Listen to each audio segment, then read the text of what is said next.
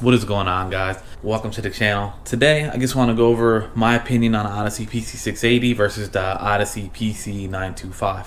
So I was running the PC680 in my Supra, and the problem I had is, like most people would expect, if you don't drive the car weekly or every few days, the battery does lose charge. Now, this is my second one. It's 3 months old and it's already dead. The longest it sat, maybe a week and a half before it was completely dead.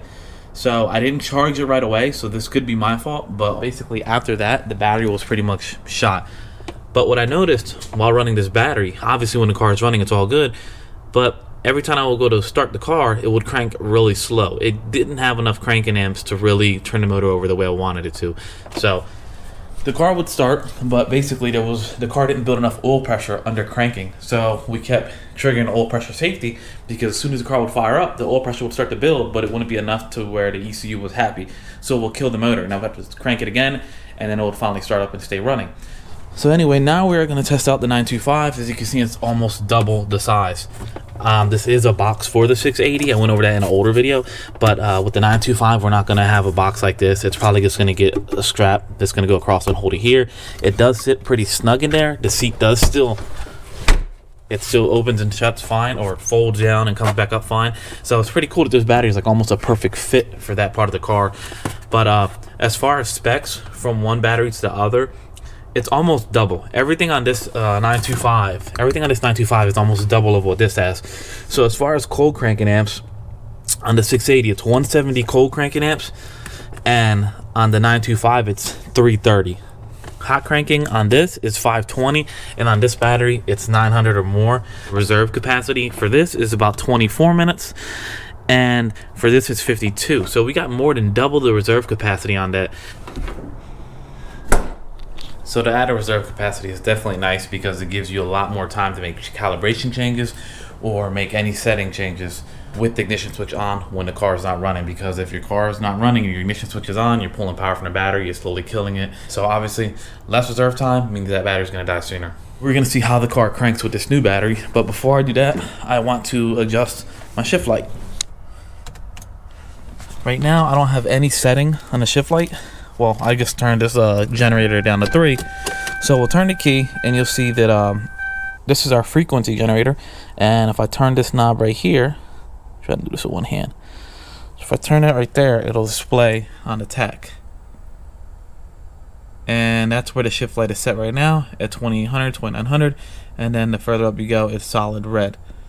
And then it blinks again. So we're going to change that over here with this. Turn it up a little more and see where we're at over here. Right there, we're at 4,000. So I'm gonna take it all the way up to 7. I don't really know where the shift light is gonna need to be on this car. I don't know where we're gonna start to lose power at. So I know it's gonna be 7. It's gonna be above 7,000, but we'll leave it at 7 for now. Okay, so now we should be at about 7,500. There we go. So that's about 7,500 is when it comes on. And we're gonna leave it right there. I think that's a good spot to leave it at. Now I just gotta tuck this back in and we're good to go. This will get unplugged because it doesn't need to be in there, and this generates a frequency for the tach. So you actually can't start the car up with this. I don't know what you'll mess up or what you'll burn up, but you can't leave it in there. Alright, so got the fuel pumps wired up now, or got the fuel pumps power wire connected. Gonna plug these relays in. Got the 680 out of the way. Actually I had to move it so I can pull that wire over there. I'm gonna have to rewire this so I have a little bit more stretch, or tuck it away somewhere, but that's just how it's gonna have to go for now. Shorten this one, but like this is just gonna be a test start. This is the 680. It's supposed to be about 10 pounds, but obviously it honestly feels heavier. I've seen it advertised as 9 pounds, 14 pounds.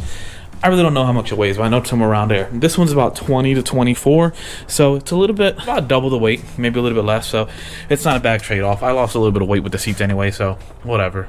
Haven't started the car in about 3 weeks, so I don't know how good it's gonna start, but we'll see.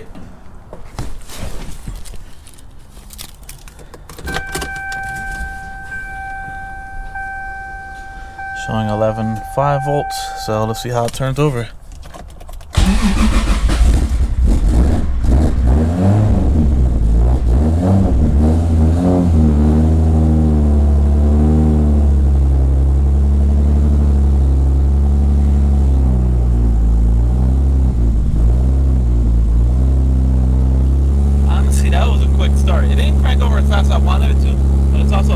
31 degrees, so that's not too bad. Everybody says AEM cars don't start up that fast. This car hasn't been started in weeks, probably 3 weeks, and fired right up. I'm gonna let the battery charge up, so I'm gonna let the car run for a little bit. Okay, so this is the next day. We're gonna see how the car starts after sitting all night. And we're gonna get some logs in, because I think my issue with my map sensor not reading right is actually the calibration within this BTI gauge. But we're gonna see how she starts.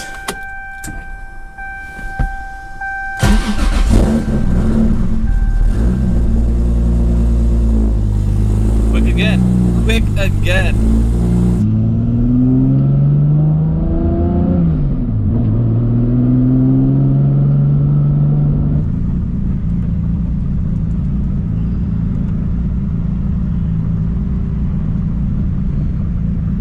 Still connected.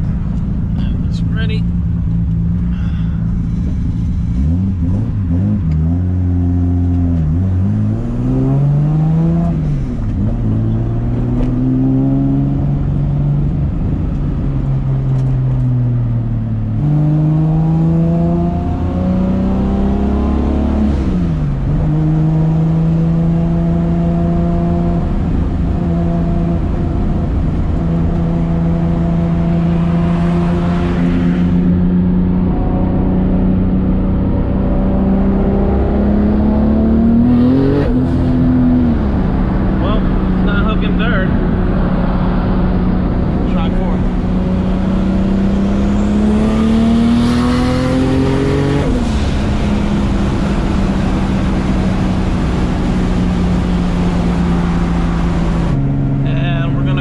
Good.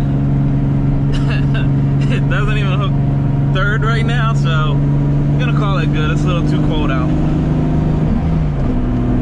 See you guys back at the house. All right, so finally back. As you can see, we spun third a little bit, so I went ahead and put it in fourth for the log. But as you can see, the car starts way quicker, way faster with this new battery. Like, it doesn't even get a chance for me to see how quick it cranks, because it just fires right up.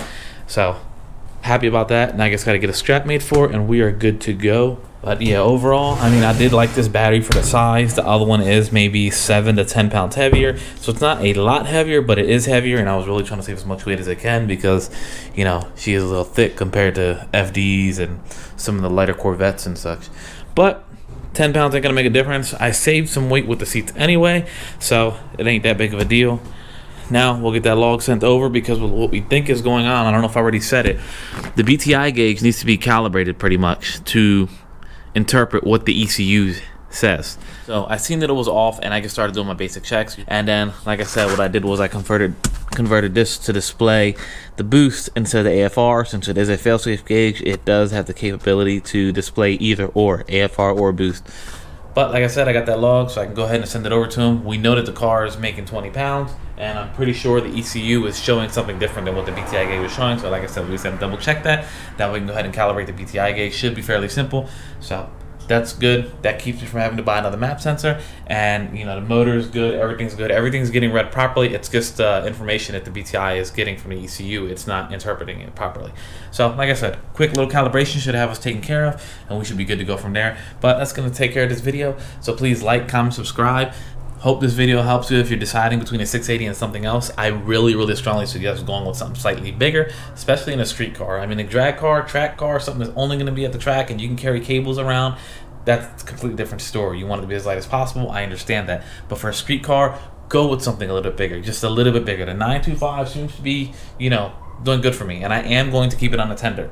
So I'm not going to test it to see how long it'll last. This was from one day to another in the beginning of this video to now. So I'm not going to test it to see if I can last a week, week and a half, 2 weeks before it starts to slow down. I want to get a tender. I want to make it last as long as possible. The main issue I was having was that it was cranking slow. Because really, I could have put the 680 on a tender and avoided the whole battery dying thing. But the battery just dying wasn't the only issue. It was the fact that it cranked over so slow.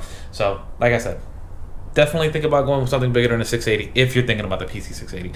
But until next time, take care, guys.